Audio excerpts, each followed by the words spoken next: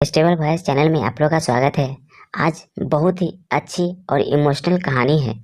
एक डॉक्टर ने की बहुत ही रोचक कहानी है। आइए इस कहानी को शुरू करते हैं। मैंने मेडिकल कॉलेज से पढ़ाई की थी और मैं औरतें की डिलीवरी का केस संभालती थी और अब मेरी शादी की उम्र भी हो गई थी। माँ बाप की तरफ से शादी का बहुत ज़्यादा प्रेशर था। मैं पिछले 4 सालों से इस अस्पताल में काम कर रही थी। 1 महीने के बाद मेरी शादी थी, लेकिन जिस आदमी से मेरी शादी करवाई जा रही थी, मैं उससे शादी नहीं करना चाहती थी। माँ बाप ने पढ़ाया लिखाया, डॉक्टर बना दिया। अब वह कहते थे कि शादी हमारी मर्जी से करनी है। मैं अपने फ़ोन पर बिजी थी जब मुझे यह खबर मिली। मेरे ही साथ की एक डॉक्टर ने मुझे फ़ोन किया। उसने कहा, रात को हमारे यहाँ एक औरत की डिलीवरी हुई है। तुम्हारी तो नाइट ड्यूटी नहीं थी। बड़ा ही अजीब समस्या आ गई है। मैंने कहा, कैसी समस्या? तो कहने लगी कि रात को एक औरत आई थी। वह बच्चे को जन्म देने वाली थी। उसका बच्चा बहुत कमज़ोर था। हमने अपनी आंखों से देखा कि उसका बच्चा जल्द ही इस दुनिया में आने वाला था, लेकिन जैसे ही हमने डिलीवरी की, ना जाने वह बच्चा कहाँ गायब हो गया और कहाँ गया, कोई भी नहीं जानता। लेकिन कुछ लोग कह रहे हैं कि उसका बच्चा उसके पति का नहीं था, बल्कि नाजायज बच्चा था। इसलिए उस बच्चे को इस दुनिया में नहीं लाना चाहती थी। शायद भगवान ने उस बच्चे को उसकी कोख से गायब कर दिया। वह बच्चा किसी जानवर की कोख में चला गया। जब से यह बात उस औरत ने सुनी है, वह तो पागल हो गई है और उसके घर वाले उसे यहाँ से ले गए हैं। मैंने कहा, यह कैसे हो सकता है?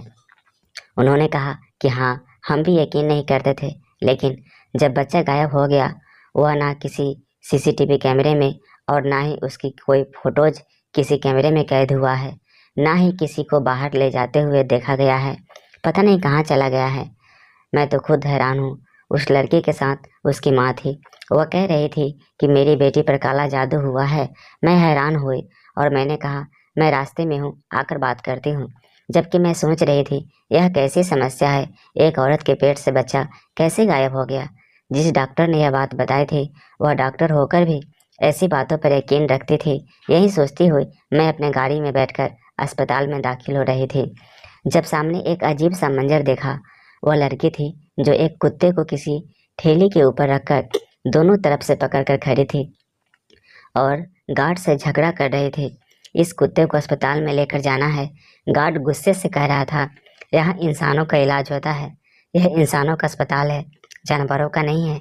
पर यह बार बार उसे झगड़ा कर रही थी और साथ साथ रो भी रही थी। हमें किसी डॉक्टर को दिखाने दीजिए। मैंने यह मंजर देखा तो पहले तो मैंने पास से गुजर गई, लेकिन फिर मैंने अपने ड्राइवर को कहा कि ज़रा गाड़ी पीछे कर लो। मैंने उन लड़कियों को देखा और बाहर निकली। मैंने कहा, जी क्या समस्या है आप लोगों को? उन्होंने कहा, क्या आप डॉक्टर हैं ना? मैंने कहा, हाँ, क्योंकि मैंने कोट पहन रखा था। उन्होंने कहा था, इस कुत्ते को देख लीजिए, उसके पेट के अंदर कुछ है। मैंने कहा कि यह कुत्ता मर चुका है। उन्होंने कहा कि जी, मर तो चुका है, लेकिन उसके पेट में कुछ है। कुत्ते की हालत कुछ अजीब सी लग रही थी। कुत्ता पेट की तरफ से बहुत ज़्यादा सूजा हुआ था। मैंने कहा, यह इंसानों का अस्पताल है। उन्होंने कहा कि हमें भी पता है कि यह इंसानों का अस्पताल है, तभी तो हम यहाँ पर इसे ले आए हैं, क्योंकि इस कुत्ते के पेट के अंदर से बच्चे की रोने की आवाज़ आ रही है। उनकी बात सुनकर मैं हैरान रह गई। मैंने कहा, ऐसा नहीं हो सकता। उन्होंने कहा कि ऐसा ही है, तभी तो हम इसे उठाकर ले आए हैं। उसके पास बहुत भीड़ था। लोग तो सिर्फ देख रहे थे, वीडियो बना रहे थे। पहले ही बहुत वक्त खराब हो गया था। आप मेहरबानी करके हमारी मदद करिए, कहीं ज़्यादा देर ना हो जाए। मैंने कहा, यह कुत्ता मर चुका है और तुम लोगों का कोई वहम हुआ है। ऐसा कुछ भी नहीं है, ऐसा मुमकिन भी नहीं है, क्योंकि उन्होंने कहा कि पहले तो हम भी यही समझ रहे थे, लेकिन हमने अपने कानों से आवाज़ सुनी है। आप हमारी मदद कीजिए प्लीज़। मैंने कहा, अगर मैं तुम्हारी मदद भी कर दूं तो मुझे नहीं लगता कोई फ़ायदा होगा। यह बात अगर बाहर निकल गई तो अस्पताल की बहुत बदनामी होगी और हमारे समाज में एक ऐसी कहानी उभर कर लोगों के सामने आ जाएगी और लोग सुनकर ना जाने क्या क्या बातें निकालेंगे, क्योंकि इंसान कहानियों को सुनकर अपने दिमाग की उपज में ना जाने और क्या क्या नतीजे निकालेंगे। उस लड़के ने कहा कि कोई भी नतीजा निकालेंगे, इससे क्या ही हो सकता है। और क्या ही हो जाएगा, क्योंकि यह झूठ नहीं है, यह हमारे समाज का ही एक भयानक रूप है जो अब हमारे सामने आ चुका है। उन्होंने मुझे भगवान के खूब वास्ते दिए और कहा कि हमारी मदद करिए। मैंने एक नज़र उस कुत्ते की तरफ देखा और एक नज़र उस लड़कियों की तरफ। मैंने कहा कि ठीक है, चलो मेरे साथ। मैं जब उसे अंदर लेकर जा रही थी तो सब लोग हैरान होकर देख रहे थे, यहाँ तक कि अस्पताल के इंचार्ज तक भी यह बात पहुँच गई थी। उसने कहा, यह दो लड़कियाँ मुझे पागल लगती है, लेकिन आप तो समझदार है, उनको क्यों अपने साथ लेकर आ गई हो? यह सब क्या है? मैंने कहा, डॉक्टर, मुझे उन्होंने जो बात कही है, मैं उसके बाद उनको अंदर लेकर आ गई हूँ। अगर ऐसी वैसी कोई बात हुई तो उनको सज़ा दी जाएगी, क्योंकि उन्होंने हम सबका टाइम खराब किया है। लेकिन अगर सच में ऐसी बात है तो फिर हमारा फर्ज बनता है कि हम एक दफ़ा इस समस्या को अपनी आंखों और हाथों से सुलझा लें। जब मैंने डॉक्टर को यह बात बताई तो जो यहाँ के इंचार्ज भी थी वह भी हैरान हुई। उन्होंने कहा, यह दोनों लड़कियाँ ही मुझे बेवकूफ़ लग रही है, रास्ते से किसी मरे हुए कुत्ते को उठा लाई है। लेकिन मेरा सवाल यहाँ पर था कि उनको यह सब करने की ज़रूरत ही क्या थी? अभी हम लोग यहीं बहस कर रहे थे, इंचार्ज डॉक्टर कह रहे थे कि ऐसा वैसा कुछ नहीं होगा, इंसानों का अस्पताल है, यहाँ हम इस कुत्ते को नहीं रख सकते, सारी जगह गंदी हो जाएगी। अचानक से हमारे कानों ने कुछ ऐसा सुना। अस्पताल था, यहाँ पर रोजाना ना जाने कितने बच्चे पैदा होते थे, किसी बच्चे की रोने की आवाज़ आना कोई इतनी हैरानी वाली बात तो नहीं थी। पास के किसी कमरे में कोई बच्चा रो रहा होगा, लेकिन जब दोबारा आवाज़ आई तो कदमों तले से जान निकल गई। जल्दी ही उस कुत्ते को इंसानों के ऑपरेशन करने की जगह रख दिया गया और जल्दी जल्दी सब लोगों को इकट्ठा कर लिया गया। जो इंचार्ज थी वह इस तरह के किसी भी केस में शामिल नहीं होती थी, या तो कोई बहुत ज़्यादा गंभीर केस होता था तभी वह मदद किया करते थे, लेकिन वह भी सामने आकर खड़ी हो गई और मेरे साथ मिलकर यह देखने लगी कि बच्चे की आवाज़ कहाँ से आई है, क्योंकि हमें बच्चों की आवाज़ बहुत ही पास से आ रही थी। ऐसी आवाज़ आई थी जैसे यह बच्चा किसी गहरी चीज़ के अंदर फंस गया है या 4-5 कपड़ों के अंदर लपेटा है। ऐसी आवाज़ आ रही थी। उन लड़कियों को बाहर भेज दिया गया। उनकी हालात भी अजीब सी थी, उनके हाथ पांव कांप रहे थे, यह बुरी तरह से रो रही थी। थोड़ी देर के बाद हम लोगों ने अपनी ज़िंदगी का सबसे अनोखा केस और सबसे अजीब मौत देखा। लेकिन इससे पहले कि हम कुछ भी बोलते या कोई नतीजा पर पहुंचते, मैंने उन लड़कियों को अपने ऑफिस में बुलाया। उनमें से एक लड़की का नाम सुनैना था और दूसरे का नाम मोरनी था। सुनैना बहुत ज़्यादा परेशान थी और रो रही थी। मैंने कहा कि तुम्हें कुत्ता कहाँ से मिला और तुम उसे यहाँ क्यों उठा कर लाई हो? उसने कहा कि हम लोग तो रोज़ की तरह अपने कॉलेज जा रहे थे, यह मेरी दोस्त है, हम एक ही मोहल्ले में रहते हैं। जब हम दोनों उस कुत्ते के पास से जाने लगे तो हमें भी बच्चे की रोने की आवाज़ आई थी। हम दोनों बहुत हैरान हुए, सोचा कि हम दोनों का वहम होगा, लेकिन थोड़ी ही देर बाद जो मंजर हमने देखा, डॉक्टर साहब, मैं बता नहीं सकती, आपको क्या बताऊं, यह जालिम दुनिया इतनी बुरी है। बस इस कुत्ते को उठाकर आपके पास आ गए हैं। मैंने कहा, और क्या जानती हो तुम? तो उसने कहा कि कहना तो नहीं चाहती, लेकिन मैं इससे ज़्यादा और कुछ भी नहीं जानती हूँ। असल में मुझे पता है कि यह सब कुछ किसने किया है। मैं यह बात सुनकर हैरान रह गई। मैंने कहा, यह सब किसने किया है? तो कहने लगी, मेरी एक भाभी है जो हमसे अलग रहती है। हम लोग एक ही कमरे में रहते हैं, लेकिन लड़ाई झगड़े की वजह से बीच में दीवार डाल दी गई है। उन्होंने हमारे भाई को अपनी बातों में लगाया और हमसे हर रिश्ता तोड़कर घर अलग कर लिया। घर हमारा अपना था, इसलिए बीच में दीवार डाल दी गई है। लेकिन भाई के दिल में न जाने क्या बात आई कि उसने 2 महीने बाद ही हमारी दूसरी शादी कर ली। अब अपने दोनों पत्नियों के साथ अलग घर में रहता है और मुझे ऐसा लगता है यह कहीं उनके घर से ही फूटी है। यह सब कुछ उन तीनों ने ही किया है। मैंने कहा, तुम्हें यकीन है? उसने कहा कि हाँ, क्योंकि यह कुत्ता भी उधर ही पड़ा रहता था। मेरी एक भाभी बच्चों को जन्म देने वाले थे। हमें वे लोग कुछ बताते नहीं हैं, लेकिन घर इतना पास है कि बीच में सिर्फ एक दीवार है, इसलिए हमें उनकी बातें सुनाई देती थी। मैंने कहा, फिर तुम्हें मेरे साथ कहीं जाना होगा। मैं डॉक्टर थी, मेरा काम तो ख़त्म हो चुका था, लेकिन मैं इस घटना की तरह तक तह तक जाना चाहती थी, क्योंकि यह घटना कोई नॉर्मल घटना नहीं थी। मुझे जानना था क्या इस दुनिया में इस तरह के लोग भी रहते हैं। मैंने उन दोनों को गाड़ी में बैठाया और उनके घर की तरफ चल पड़ी। घर तो उनका ज़्यादा दूर नहीं था, लेकिन हम लोग ट्रैफिक में फंस गए थे। रास्ते में मैंने उस लड़की से पूछा कि तुम्हारी दोनों भाभियाँ किस तरह की औरत है, तो कहने लगी दोनों ही अपनी जगह अजीबो गरीब है। पहली भाभी, उनका नाम आरती है, उनको बस मेरे भाई को लेकर अलग होना था और उन्होंने यह भी नहीं सोचा कि हमारे भाई के अलावा और कोई नहीं है। मैं सुबह कॉलेज जाती हूँ, शाम को ट्यूशन पढ़ाती हूँ, मेरी मम्मी घर पर कपड़े सीती है और इस तरह हमारा गुजर बसर होता है। मैंने कहा क्या तुम्हारा भाई तुम लोगों के लिए कुछ भी नहीं करता? तो कहने लगी कभी कभी थोड़े पैसे वगैरह पकड़ा जाता है, लेकिन उन पैसों से हमारा गुजारा नहीं हो पाता। वह भी अपनी बीवी से छुप कर के रोतन देता है। भाभी ने तो हमारे सामने कोई भी बात नहीं की, ना ही ऊंची आवाज में कभी कुछ कहा। बोली बस भाई के कान भरती रहती थी, अपने आप को दुखियारी बनाती रहती थी और कहती रही मुझे अलग होना है, मुझे अलग घर चाहिए, यह मेरा हक है। आखिरकार भाई ने उनकी बात मान ली, लेकिन फिर भी भाई ने दूसरी शादी कर ली। इस बात से भाभी को बहुत ज़्यादा अफसोस हुआ था, तो रातों को उनके रोने और चीखने की आवाज़ आती थी। मैंने कहा तुम्हारी दूसरी भाभी कैसी है? तो कहने लगी वह बहुत ही बुरी औरत है, उसने भाभी का जीना हराम किया हुआ है। वह पूरा दिन एक दूसरे से लड़ाई झगड़ा करती रहती है और आरती भाभी से जानवरों की तरह लड़ती है। उनके लड़ने की आवाज़ पूरा मोहल्ला सुनता है।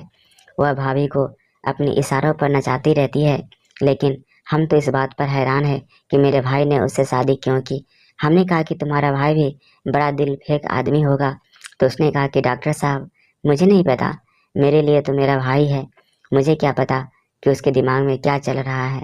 लेकिन आप यूं समझ लीजिए उसकी दूसरी शादी करना ऐसे है जैसे सूरज पश्चिम से नहीं पूरब से निकला है, क्योंकि उसने अपनी पहली शादी लव मैरिज की थी, पर पता नहीं उसने दूसरी शादी क्यों की। मैंने कहा यह बच्चा कौन सी भाभी को होने वाला था? तो उसने कहा कि मेरी पहली वाली भाभी आरती के यहाँ बच्चा पैदा होने वाला था, लेकिन मम्मी कहती है कि उसके दिल तो बहुत ऊपर चढ़ गए हैं, अभी तक बच्चे की आवाज़ नहीं आई। मेरी मम्मी को बच्चे के गोद में उठाने का बहुत शौक है। वह कहती है कि मेरे एकलौते बेटे की औलाद है, मैं उसे पालना चाहती हूँ, गोद में उठाना चाहती हूँ, पर भाभी ने पहले ही कह दिया था इस बच्चे से आप लोगों का कोई रिश्ता नहीं है। मम्मी दिन रात रोती है, परेशान रहती है, कभी कभी बहुत गुस्सा हो जाती है और उन लोगों को श्राप देना भी शुरू कर देती है। मैं उनको मना करती हूँ कि ऐसा ना किया करो। हम लोग घर पहुँच गए और जब हम पहुँचे गए तो सुनैना की दूसरी भाभी आरती ने दरवाज़ा खोला था और मैंने जब उस औरत को देखा तो उसे देखते ही पहचान गए कि वह कोई और औरत नहीं। जिस तरह से उसने टाइट फिटिंग कपड़ा पहन रखा था, दिन में भी इतना ज़्यादा मेकअप लगा रखा था, ऐसी औरतें मर्दों को अपने इशारों पर नचाने के खूब फन अच्छी तरह से जानती है। तभी तो उसके भाई ने दूसरी शादी की थी। उसने जब सुनैना को देखा तो कहा सुनैना तू यहाँ पर क्या कर रही है और यह मैडम कौन है? मैंने कहा क्या हम अंदर आकर आपसे बात कर सकते हैं? उसने कहा कि हाँ आ जाओ। जब दरवाजे पर खड़े होकर बात नहीं हो सकती, लेकिन तुम कौन हो? सुनैना ने कहा यह डॉक्टर साहब है और पूछने के लिए आई है आरती भाभी की तबीयत कैसी है। इस बात पर हंसने लगी। उसने कहा कि आरती तो यहाँ पर है ही नहीं, तो उसकी तबीयत पूछने के लिए यहाँ पर क्यों चले आए हो? मैंने कहा कहाँ है आरती भाभी? तो कहने लगी अपने घर चली गई है। मैंने कहा पर वह तो एक बच्चे को जन्म देने वाली थी, वह हो गया क्या? तो उसने कहा कि हमें नहीं पता हुआ कि नहीं हुआ, वक्त भी पूरा हो गया था, लेकिन पता चला कि उसकी औलाद इस दुनिया में आई तो थी, लेकिन जिंदा नहीं बची, इसलिए वो औरत पागल हो गई है। तभी तो तेरे भाई ने उसे उसके मायके भेज दिया है, अब वह वापस नहीं आएगी। इस तरह पागल हो गई है अपनी औलाद के पीछे। वह आत्महत्या करने की कोशिश कर रही थी। अगर वह मर जाती तो उसका सारा इल्ज़ाम हम सब पर पड़ जाता, बस इसलिए चली गई है। यहाँ से अच्छा हुआ दफा हो गई है। मैं सुनैना से कहने लगी अगर ऐसा है तो फिर वह बच्चा कहाँ है जो इस दुनिया में नहीं रहा? क्या उसे दफनाया है? तो उसकी जल्लाद भाभी ने बड़ी अजीब बात की। उसने कहा कि दफनाने वाला नहीं था, वह पहले से ही इस दुनिया से चला गया था। उसकी इस तरह की बात सुनकर मुझे भी बहुत गुस्सा आ गया था। मैंने कहा सुनैना चलो तुम्हारे दूसरी भाभी के घर चलते हैं, लेकिन उससे पहले कि एक और बड़ा ज़रूरी काम करना है। मैं उठकर जाकर की रखी एक चरपाई पर बैठ गई। सुनैना भी मुझे देखकर हैरान होने लगी। अब मुझे गुस्सा आ चुका था और मेरे पास यह सब करने का हक भी था। मैं डॉक्टर हूँ और मेरे पास रिपोर्ट थी, मेरे पास गवाह थे। मुझे पता था उस औरत के साथ क्या करना है। उसने कहा कि यह तुम किसको अपने साथ ले आई हो, ना जाने ना पहचान, मैं तेरा मेहमान बनकर आ गई है और बड़ी आई हमसे पूछताछ करने वाले। अब मुझे पता था कि मुझे करना क्या चाहिए। उस औरत के हाव भाव तो मुझे बिल्कुल भी अच्छा नहीं लग रहे थे। उसने अपने पति को फ़ोन करके बुलाया, पर शायद किसी काम में बिजी था। फ़ोन के अंदर से धीमी सी आवाज़ आई थी कि मैं अभी नहीं आ सकता, 1 घंटे के बाद आऊँगा। मैंने पुलिस के नंबर पर कॉल किया और बहुत जल्द पुलिस को बुला लिया। उस औरत को यह बात पता चल गई। वह अजीब सी हालत में आ गई। अब वह कभी गुस्सा करती, कभी बातें करती, कभी कहती निकलो मेरे यहाँ से। मैंने कहा तुम यहाँ से निकल नहीं सकती, पुलिस आएगी और वह तुम्हें यहाँ से निकालेगी। थोड़ी देर के बाद ही पुलिस आ गई। मैंने अपने भाई को भी बुला लिया था। वह एक समझदार आदमी था, उसे भी सब कुछ बता दिया। वह भी हैरान रह गया। अब वह हमारे साथ साथ था। मैंने पुलिस को कहा कि उस औरत को पकड़ लीजिए, क्योंकि उस औरत ने एक मासूम बच्चे को चुराया है और उसे चुराने के बाद उसके साथ बहुत ही भयानक खेल खेलने की कोशिश की है। उसने बहुत बड़ा गुनाह किया है। पुलिस के साथ साथ लेडी कांस्टेबल भी थी। उसने उस सोनम नाम की औरत को पकड़ लिया। वह बहुत विनती करने लगी, मुझे छोड़ दो, मैंने कुछ नहीं किया। मेरे खिलाफ क्या सबूत है तुम लोगों के पास? तो मैंने कहा सबूत तुम्हारे पास है, क्योंकि जिस जगह तुमने बैठाकर यह काम किया है वहाँ पर एक पोल लगा हुआ था और उस पोल के ऊपर एक सीसीटीवी कैमरा भी था जो सामने होटल वालों ने लगाया था, क्योंकि वहाँ से उनके होटल का रास्ता जाता था। उसी से सीसीटीवी कैमरा से सारी फोटोज आ चुकी है। तुमने वह भयानक खेल किस तरह खेला और कैसे एक मासूम जान को तुमने दाव पर लगा दिया था। उसने अपना गुनाह कबूल कर लिया। उसका पति भी वहाँ पर पहुँच चुका था। उसने कहा कि यह सब कुछ मैंने ही किया है। मेरी सौतन एक बच्चे को जन्म देने वाले थे। डॉक्टर ने उसे बताया था कि उसके यहाँ बेटा होने वाला है। बच्चा कमज़ोर है, लेकिन इस दुनिया में आ जाएगा। वह बच्चा इसलिए कमज़ोर था क्योंकि मैं उससे दिन रात झगड़ा करते थे और यह पूरा दिन रोती रहती थी, क्योंकि मेरे पति ने मेरे बाप से बहुत सारा कर्जा लिया हुआ था और जब वो वापस ना कर सका तो मेरे बाप ने कहा कि यह घर हमारे नाम करना होगा। लेकिन वो हमारे सामने विनती करने लगा। मुझे वह पहले से ही बहुत पसंद था, इसलिए मैंने कहा अगर मुझसे शादी करके मुझे साथ ले जाता है तो फिर उसका कर्जा माफ़ हो जाएगा। फिर मेरी पहली शादी हुई थी, लेकिन मेरे बच्चे नहीं हुए थे, इसीलिए मेरे पति ने मुझे छोड़ दिया था और मेरी उम्र भी काफ़ी ज़्यादा हो गई थी, इसलिए मैं किसी जवान लड़के से शादी करना चाहती थी। मुझे यह पसंद आ गया था। मैंने अपने बाप से कहा आप मेरी उसके साथ शादी करवा दीजिए और जो पैसे उसने ब्याज पर लिए थे बेमाफ कर दीजिए। बस मैं इसी तरह उसकी ज़िंदगी में आ गई। सुनैना की माँ भी शोर का आवाज़ सुनकर वहाँ पर आ चुकी थी। यह सुनकर हैरान रह गई। उसने कहा तूने मेरे बेटे की मजबूरी का फ़ायदा उठाया, तूने बिल्कुल भी अच्छा नहीं किया। तो सोनम कहने लगी इतना भी मजबूर नहीं था, उसने हमसे पैसे क्यों लिए थे ब्याज पर? अगर आपका बेटा इतना ही समझदार होता तो कभी ब्याज पर पैसे ना लेता। मैंने उस लड़के को देखा, वह बेचारा शक्ल से मासूम लग रहा था। पता चल रहा था कि एक मजबूर आदमी है। सोनम ने बताया कि आरती मुझसे ज़्यादा झगड़ा करती है थी। उसने अब ऊपर बड़ा घमंड करते थे, कहते थे कि मेरे यहाँ बच्चा होने वाला है और मैं अपने पति को बस में कर दे रही हूँ। जब मैं एक बेटे को माँ बन जाऊंगी तो फिर मेरा पति मेरे पास वापस आ जाएगा। और तुम्हें तो अब तक कोई बच्चा नहीं हुआ, ना तो पहले शादी से और ना ही दूसरी शादी से, क्योंकि तुम तो बांझ हो और तुम्हारे अंदर तो यह बहुत बड़ी खामी है। और मैं तो पहले अपना पहला बच्चा जन्म दूंगी, फिर दूसरी भी, फिर तीसरी भी, और मैं देखती हूँ कि वह अपनी पहली बीवी और बच्चों की माँ की साइड लेता है या एक समझौते में आई औरत के हक में बोलता है, क्योंकि औलाद बहुत बड़ी चीज़ होती है। एक आदमी औलाद के लिए ही शादी करता है। वह अपने ऊपर बहुत घमंड करते थे। मैंने तभी सोच लिया था कि मैं उसके औलाद को इस तरह यादगार बना डालूंगी। मैंने उसके औलाद को चुराया। उसका बच्चा बहुत कमज़ोर था, 1 किलो का था। मैंने एक कुत्ते के पेट में रख दिया और उस कुत्ते को पेट सुई धागा से सील दिया और बाद में सारे इलाके में फैला दिया कि वह बच्चे के सदमे में पागल हो गई है। उसका बच्चा जिसके सारे वो मुझसे जंग जीतना चाहती थी, उसे अपने अंजाम तक पहुंचा दिया था। मैंने कुत्ते की कोख में उस बच्चे को रख दिया और सारे इलाके में मशहूर कर दिया कि उसकी अपनी करतूत की वजह से बच्चा उसकी कोख से गायब हो गया और किसी जानवर की कोख में जाकर बस गया है। जब मैंने यह बात सुनी तो मुझे उस डॉक्टर की बात याद आ गई। मैंने इतनी जल्दी में थी कि उससे बात भी नहीं कर पाई थी, पर मुझे अंदाजा हो गया वह झूठ नहीं बोल रही थी। उसने तो जो देखा वही कहा। वह थोड़ी बेवकूफ़ जरूर थी। उसे पता नहीं चला कि बच्चा कैसे गायब हुआ, क्योंकि अस्पताल में कुछ कर्मचारी सोनम के साथ मिले हुए थे। बरभा के पास बहुत पैसे थे।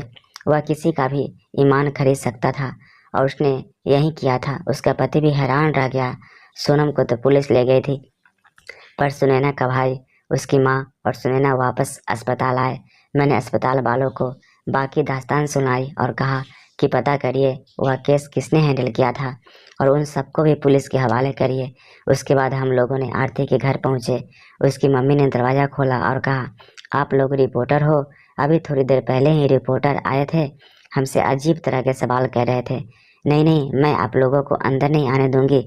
लेकिन फिर उसने हमें जब गौर से देखा तो हैरान रह गए। हम लोग कमरे में दाखिल हुए। आरती सामने ही पड़ी थी। उसकी हालत बहुत ख़राब थी। मैं जल्दी आगे बढ़ी। मैंने चेक किया, उसे बहुत तेज़ बुखार था। अभी अभी उसने बच्चा पैदा किया था। उसके बाद उसको इतना बड़ा सदमा मिला था। उसने कहा कि मैं बहुत बुरी हूँ, मेरे साथ बहुत बुरा हुआ है। वह अपने आप से बातें कर रही थी। अजीब सी हालत में आ गई थी। ऐसा लगता था कि पागल हो गई है। उसके पति ने जब यह मंजर देखा तो वह भी रोने लगा और कमरे से बाहर चला गया। आरती ने नहीं देखा था कि कमरे में कौन कौन दाखिल हुआ है। वह तो बेचारी अपनी ही दुनिया में गुम थी। मैंने अपने सास के साथ बहुत बुरा किया था। अपने पति को उसकी माँ से दूर किया था, इसलिए मेरा बेटा भी उससे दूर हो गया, चला गया, मुझे छोड़कर नाराज हो गया। मुझसे भगवान ने उसकी सज़ा मुझे दे दी। मेरे साथ क्या हो गया है? मैंने उसे बुलाया और कहा, मेरी बात गौर से सुनो आरती, मेरी बात गौर से सुनो। लेकिन वह बात नहीं सुन रही थी और फिर मैंने एक अजीब मंजर देखा। उसकी सास आगे बढ़ी, जिसके साथ उसने दुनिया वालों के सामने तो कोई बुरा काम नहीं किया था, लेकिन सोना अपना हक लेकर उसके बेटे से दूर किया था। घर का बंटवारा जरूर करवाया था और आगे बढ़ी और आरती को गले से लगाकर उसे तसल्ली देने लगी। बेटी, मैंने तुम्हें माफ़ कर दिया। तू मेरी बेटी है। तूने तो कभी मेरे सामने ऊंची आवाज़ में बात तक नहीं की थी। बस तुमने अपना हक लिया था, वह तो तेरा हक था। बेटा, हम गलती पर थे, तेरी गलती नहीं थी। तू अपने आप को संभाल। वह भी अपनी सास के गले लगकर रोने लगी। यह मंजर देखकर उसकी माँ की आंखों में आंसू आ गए थे। औरत मेरे बेटे से इतनी मोहब्बत करती है, फिर मेरे बेटे के साथ रह लेती तो क्या हो जाता। आरती भी रो रही थी। उसके पति को अंदर लेकर आई और उसने जाकर आरती से माफ़ी मांगी और कहा कि मुझे माफ़ कर दो, मैं उस औरत को डिवोर्स दे दूंगा। उसे पुलिस पकड़ कर ले गई है, अब हमारी ज़िंदगी में कभी वापस नहीं आएगी। मैं मजबूर था, मेरे पास देने के लिए पैसे नहीं थे। मैं उसके बाप का कर्जदार था, इसीलिए सब कुछ हुआ था। अब आरती अपने होश में आने लगी और सारी बातें सुनने लगी। उसकी सास ने उसे माफ़ कर दिया। उसका पति उसे वापस मिल गया था, लेकिन अभी भी उस सब का दुख तो अपनी जगह पर था। उसने कहा कि मेरा बेटा वापस नहीं आएगा, ना मेरा बेटा तो इस दुनिया से चला गया। तब मैंने उस नर्स को अंदर बुलाया जो गाड़ी में बैठी थी। वह अंदर आई तो आरती ने उसे देखा और हैरान रह गई।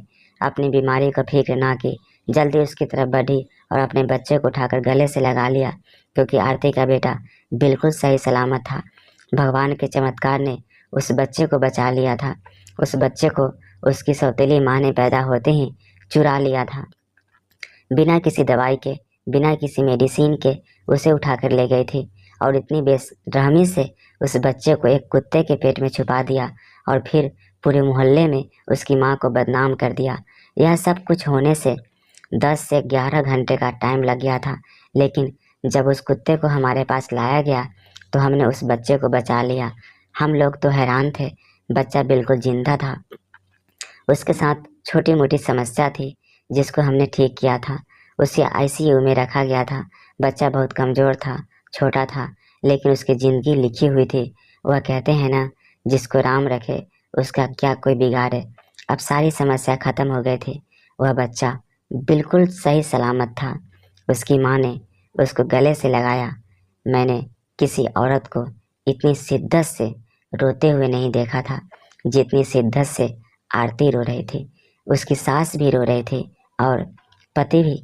ऐसा लगता था उस बच्चे को उसकी माँ के हवाले करके हम सब ने अपनी ज़िंदगी का एक ऐसा बड़ा काम कर दिया था जिसके बाद हमारा दिल हमेशा से ही संतुष्ट रहने वाला था। उन्होंने मेरा भी धन्यवाद किया। अस्पताल में जो लोग उस औरत के साथ मिले हुए थे उनको नौकरी से हमेशा के लिए निकाल दिया गया। सोनम को डाइवोर्स हो चुकी थी। शायद उसका बाप उसको छुड़ा लेता, लेकिन अब उसको फिर से किसी ने भी अपने घर की इज्जत नहीं बनाना था। बच्चा सही सलामत था, अपनी माँ के पास आ गया था। उसकी माँ ने उसका पेट भरा तो बच्चा बिल्कुल आराम से सो गया और अपनी माँ के गोद में ही सो गया। उसके बाद वे दीवार जो उन्होंने घर में बनवाई थी उसको गिरा दिया गया और वे लोग अपने घर से हंसी खुशी रहने लगे। एक बच्चे ने उन सब की ज़िंदगी बदल कर रख दी। मुझे डॉक्टर के फर्ज अंजाम देते हुए आज 10 साल हो गए हैं। मेरी भी शादी हो गई है। मैं भी 3 बच्चों की माँ हूँ और इस किस्से को बीते हुए 11 साल हो गए हैं। उसके बेटे का नाम रमेश है जो 11 साल का हो गया है। वह भी मुझसे मिलने आता है और आज भी वह मुझे धन्यवाद करते हैं। मुझे तो लगता है जैसे यह कल की बात है। उसके बच्चे को देखती हूँ तो हैरान रहती हूँ, क्योंकि एक चलता फिरता भगवान का चमत्कार था जो उसके साथ हुआ था। उसकी ज़िंदगी ख़त्म होने में 2 पल लगे थे। भगवान ने उसकी ज़िंदगी लिखी हुई थी। वह कहते हैं ना, जितनी सांसें तय होती है सारी सांस इस दुनिया में लेकर जानी है। कैसा लगा यह कहानी कमेंट करके ज़रूर बताएं और आप इस चैनल पे नए हैं तो कृपया इसे लाइक शेयर और सब्सक्राइब कर लीजिए। Thank you.